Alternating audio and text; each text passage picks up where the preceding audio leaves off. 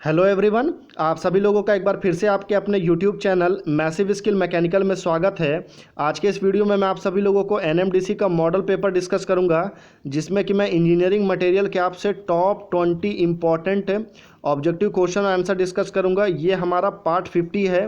आप लोगों के बहुत ही ज़्यादा सपोर्ट की वजह से हम एनएमडीसी के मॉडल पेपर के टोटल अब तक पूरे 50 वीडियो अपलोड कर चुके हैं।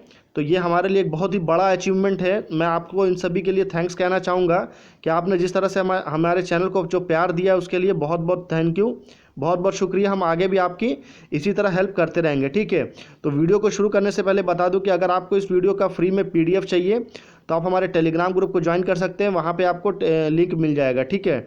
डिस्क्रिप्शन बॉक्स में इसका लिंक है। और वीडियो को पूरा एंड तक देखिए ताकि आपसे कुछ एक भी इंपॉर्टेंट क्वेश्चन और उसका आंसर जो है मिस ना हो, ठीक है। तो the material widely use for making pendulum of clocks, यानी कि जो घड़ी होती है, आपने घड़ी देखा होगा, ये घड़ी है, ठीक है। तो इसे ही पेंडुलम ऑफ क्लॉक बोलते हैं। तो घड़ी का जो पेंडुलम है, ये पेंडुलम जो कि आपका कुछ इस तरह आगे पीछे मूवमेंट होता है, ठीक है। तो ये जो पेंडुलम होता है वो किस का बना हुआ रहता है, कौन से मटेरियल का बना रहता है, क्योंकि इंजीनियरिंग मटेरियल में आपको मटेरियल का नॉलेज होना बहुत ज़रूरी है। Stainless steel, high speed steel, heat resisting steel या निकेल स्टील। तो material use for making pendulum of clock is nickel steel, ठीक है। तो option number D is a correct answer.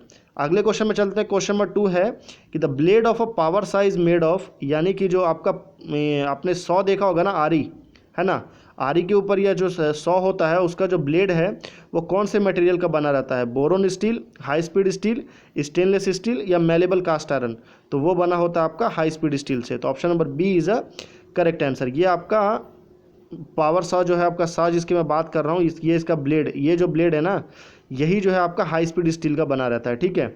अगले क्वेश्चन में चलते हैं। क्वेश्चन नंबर 3 है, काफ़ी ज़्यादा कंफ्यूजिंग क्वेश्चन है कि इन induction hardening current is high, voltage is high, frequency is high या टेम्परेचर इज़ हाई।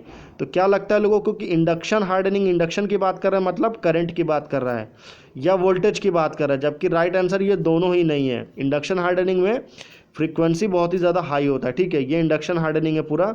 ये इंडक्शन कॉइल रहता है, ये हमारा वर्कपीस रहता है, ठीक है। कुछ इस तरह से इसके कॉइल को वर्कपीस के चारों तरफ घुमा दिया जाता है, ठीक है। अगले क्वेश्चन में चलते हैं हम। क्वेश्चन नंबर 4 है कि metal suitable for bearing subjected to light load, यानी कि हल्का लोड अगर आपके बेयरिंग के ऊपर लग रहा है, अगर किसी मेटल के ऊपर में, तो उस समय हल्के लोड में आप कौन से बेयरिंग यूज़ करेंगे। Silicon bronze, white metal, Monal metal या फॉस्फोरस ब्रॉन्ज। तो लाइट लोड की जगह अगर हैवी लोड रहता तो हैवी लोड में क्या यूज़ करते हैं, वाइट मेटल, ठीक है।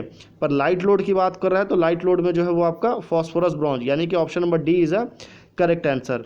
अगले क्वेश्चन में चलते हैं कि the property of a material essential for spring material, यानी कि जो स्प्रिंग का जो मटेरियल होता है या जो स्प्रिंग होता है उसमें सबसे इंपॉर्टेंट कौन सा मटेरियल होता है, या कौन सा इंपॉर्टेंट प्रॉपर्टी होता है जो कि स्प्रिंग में होना चाहिए। स्टिफनेस, डक्टिलिटी, रेजिलेंस या प्लास्टिसिटी। तो स्प्रिंग में होना चाहिए आपका रेजिलेंस, ठीक है। Option number C is a correct answer. अभी ये रहा, देखिए आपका रेजिलेंस का डायग्राम है, ठीक है। Resilience of a ductile material, ये एक टाइम तक बढ़ता है, उसके बाद तब तक रिटर्न आ सकता है। जैसे ही ये कर्व स्टेट में आ जाता है, यहाँ से फिर आप लोड रिमूव करने के बाद में वो रिटर्न नहीं आएगा, ठीक है। अगले क्वेश्चन में चलते हैं। क्वेश्चन नंबर 6 है कि the alloying element which can replace tungsten in high speed steel. अभी पहले मैं बात करता हूँ आपसे किसकी, हाई स्पीड स्टील की। हाई स्पीड स्टील में बेसिकली 3 मटेरियल होता है, ठीक है, या जिसको 3 कंपोजिशन बोलते हैं। पहला क्या रहता है आपका, पहला रहता है आपका क्रोमियम, पहले टंगस्टन, सबसे ज़्यादा तो आपका टंगस्टन रहता है, कितना रहता है 18%। उसके बाद रहता है आपका वैनेडियम, वैनेडियम कितना रहता है 4%।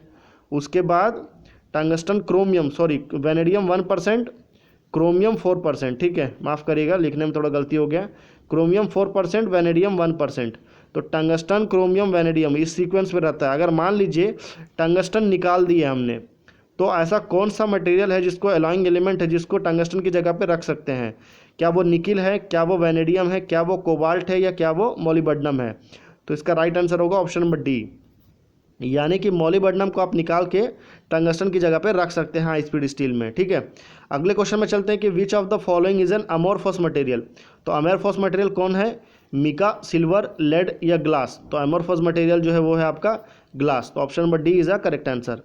क्वेश्चन नंबर 8 में आते हैं कि machinability of a steel is improve by adding, यानी कि अगर आपको किसी स्टील में उसकी मशीनेबिलिटी को इम्प्रूव करना है या मशीनेबिलिटी को बढ़ाना है तो उस केस में आप उसमें क्या ऐड करेंगे, निकेल ऐड करेंगे, क्रोमियम ऐड करेंगे, या निकेल एंड क्रोमियम ऐड करेंगे, या sulphur, lead and phosphorus add करेंगे। तो मशीनेबिलिटी की स्टील की तभी बढ़ेगी जब उसमें सल्फर, लेड और फॉस्फोरस जो है तीनों चीज़ें जो है वो ऐड हो जाए। ठीक है, अगले क्वेश्चन में चलते हैं। क्वेश्चन नंबर 9 है कि carbon in the pig iron varies from, यानी कि जो पिग आयरन होता है, और पिग आयरन कहाँ से निकलता है, तो पिग आयरन निकलता है आपका ब्लास्ट फर्नेस से। ठीक है, ये भी आता है क्वेश्चन में कि क्यूपोला से कौन सा निकलता है, ब्लास्ट फर्नेस से कौन सा आयरन निकलता है। तो क्यूपोला से आपका कास्ट आयरन निकलता है और जो पिग आयरन है आपका वो ब्लास्ट फर्नेस से निकलता है। तो पिग आयरन जो है वो सबसे ज़्यादा रॉ, मतलब सबसे ज़्यादा इनिशियल फॉर्म ऑफ आयरन है। ठीक है, तो उसमें जो आपका कार्बन का परसेंटेज है वो कितना रहता है, 0.1 to 0.5, 0.5 to 1, 1 to 5 या 5 to 10। तो पिग आयरन में जो आपका कार्बन का परसेंटेज रहता है वो रहता है आपका 1 to 5%। Option number C is the correct answer. अगले क्वेश्चन में चलते हैं। क्वेश्चन नंबर 10 है कि Monel metal is an alloy of nickel and copper, nickel and chromium, nickel chromium and iron, या कॉपर एंड क्रोमियम। तो मोनल मेटल जो है वो है आपका निकेल एंड कॉपर का। तो option number A is a correct answer. Question number 11 है कि the steel widely use for motor car crank shaft. आपने कार का क्रैंक शाफ्ट देखा होगा ना, कार का क्रैंक शाफ्ट कौन से मटेरियल का बना रहता है, निकेल स्टील का, क्रोम स्टील का, निकेल क्रोम स्टील का, या सिलिकॉन स्टील का। तो वो बना रहता है आपका क्रोम स्टील का। ठीक है, तो option number B is a correct answer. Question number 12 में आते हैं कि परलाइट कंसिस्ट ऑफ, मतलब परलाइट जो है वो किसका कॉम्बिनेशन है, कौन से दो इससे मिल के बना रहता है, 13% कार्बन एंड 87% फेराइट, या 13% सीमेंटाइट एंड 87% फेराइट, या 13% फेराइट एंड 87% सीमेंटाइट, या 6.67% कार्बन एंड 93.33% आयरन। तो सबसे पहले तो आपको ये पता होना चाहिए कि परलाइट जो है वो कॉम्बिनेशन किसका है। तो कॉम्बिनेशन है वो सीमेंटाइट और फेराइट का। ठीक है, अभी सीमेंटाइट और फेराइट में सीमेंटाइट कम रहता है, तो मतलब 13% सीमेंटाइट एंड 87% फेराइट। तो option number B is a correct answer. इससे एक इंपॉर्टेंट क्वेश्चन आता है कि अगर आपको परलाइट की जगह पे यहाँ पे सीमेंटाइट रहता, ठीक है, तब आप क्या लगाते हैं। तो सीमेंटाइट में क्या रहता है आपका, सीमेंटाइट में 6.67% कार्बन एंड 93.33% आयरन रहता है, अगर ये सीमेंटाइट का पूछता क्वेश्चन में। ठीक है, अगले क्वेश्चन में चलते हैं। क्वेश्चन नंबर 13 है कि the aluminium alloy mainly use for anodized utensil manufacture is duralumin, Y alloy, magnalium, hindalium. तो जो एल्यूमिनियम एलॉय है वो जो होता है आपका वो होता है हिंडालियम। ठीक है, तो option number D is a correct answer.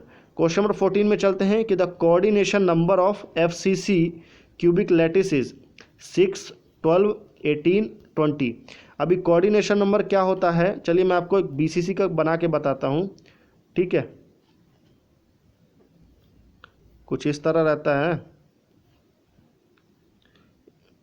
ये इधर एक, इधर 1, 2, 3, 4, 5, 6, 7, 8 और एक ये यहाँ सेंटर में आता है, तो इसमें 9 रहता है। ठीक है, पर ये अगर ये BCC की बात कर रहा हूँ मैं, BCC में 9 रहता है, पर FCC में ये जो है आपका टोटल 12 हो जाता है। ठीक है, अगले क्वेश्चन में चलते हैं। क्वेश्चन नंबर 15 है कि which of the following is added in low carbon steel to prevent them from becoming porous, यानी कि लो कार्बन स्टील में ऐसा क्या ऐड कर दें जिससे कि वो पोरस नहीं बने। ठीक है, टू प्रिवेंट देम यानी कि पोरस नहीं बने, उसके लिए क्या ऐड करेंगे, सल्फर को, फॉस्फोरस को, मैग्नीज को, या सिलिकॉन को।